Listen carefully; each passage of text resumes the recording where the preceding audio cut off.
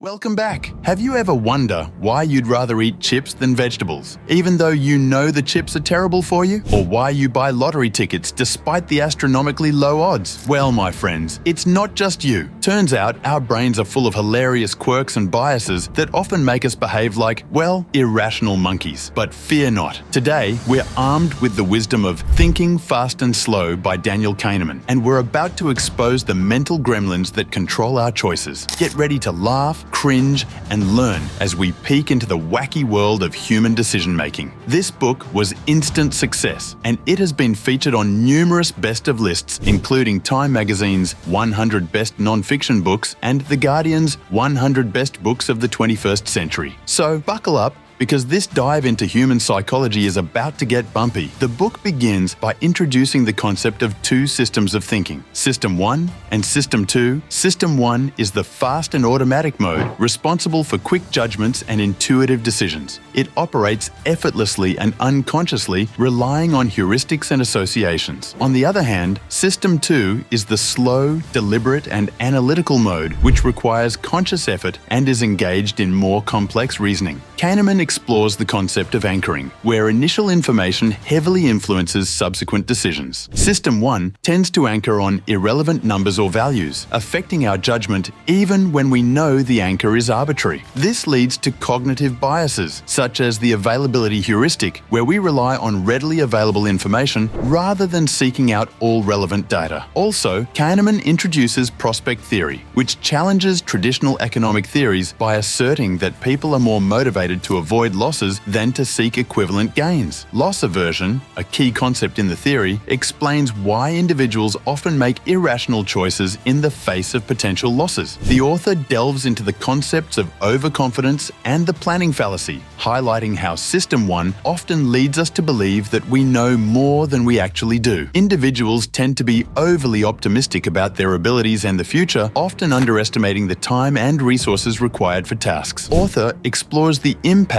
of cognitive ease and cognitive strain on decision-making. Cognitive ease, associated with System 1, promotes a sense of comfort and familiarity, leading to reliance on stereotypes and superficial thinking. Cognitive strain, associated with System 2, requires more effort and is often avoided, even when it leads to more accurate judgments. The book discusses the endowment effect, where people tend to ascribe higher value to things simply because they own them. Loss aversion amplifies this effect, making individuals reluctant to part with possessions even when it is economically rational to do so. Kahneman explores the pros and cons of intuition, emphasizing that while System 1 intuition can be powerful and accurate in certain situations, it is prone to biases and errors. System 2, with its slower and more deliberate thinking, can help correct these biases but is resource-intensive. System 2 plays a crucial role in overriding the biases of System 1. However, it is limited by its capacity for effortful thinking. The book discusses strategies to enhance the effectiveness of System 2, such as slowing down the decision-making process, seeking diverse perspectives, and using checklists. The term framing is the way information is presented, has a profound impact on decision-making. Kahneman explores experiments demonstrating how slight changes in wording or presentation can significantly alter people's choices. This highlights the susceptibility of System 1 to external influences. He distinguishes between the experiencing self and the remembering self. The experiencing self lives in the moment and feels emotions in real time,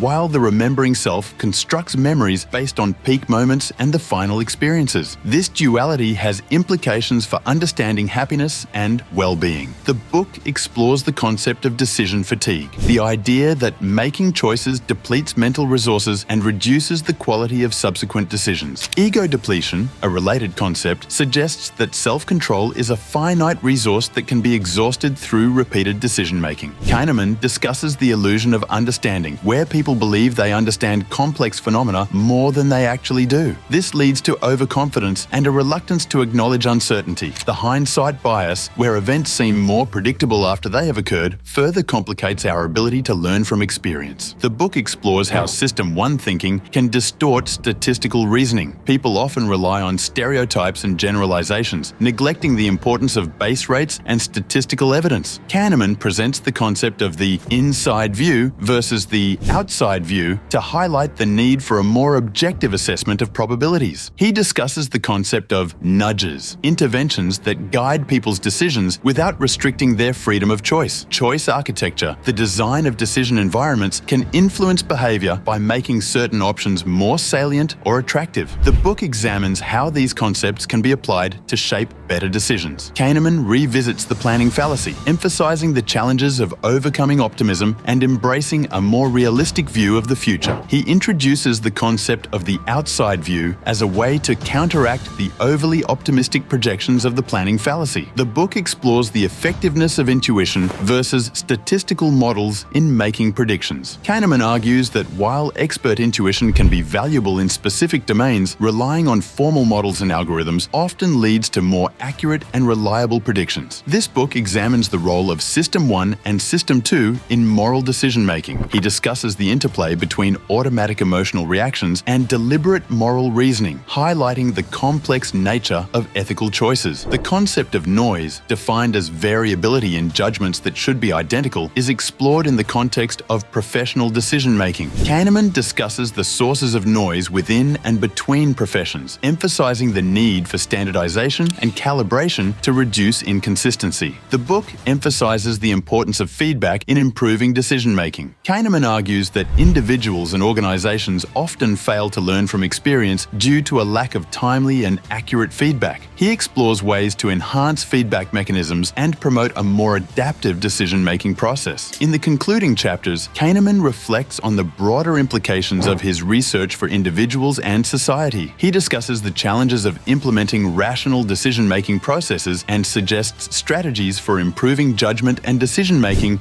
at both the personal and organizational levels. In the end, our gift for our viewers are here in the form of lessons which you can easily understand. Number 1, know your inner duo. 2 systems rule your choices: the impulsive shortcut master and the deliberate logician. Number 2, beware the bias trap. Heuristics lead to errors, from anchoring on first impressions to framing effects that sway your vote. Number 3, slow down to win. Engage System 2 for complex tasks, override biases, and make reasoned decisions, not impulsive ones. Number 4, nudge for good. Subtle cues can steer choices. Be the architect of your own mindful behavior. Number 5, think smarter, live wiser. Understanding your mind unlocks better decisions, less regret, and a more rational you. Hope this video will help you to control your decisions. If you like it, then make sure to hit like and subscribe. Thank you.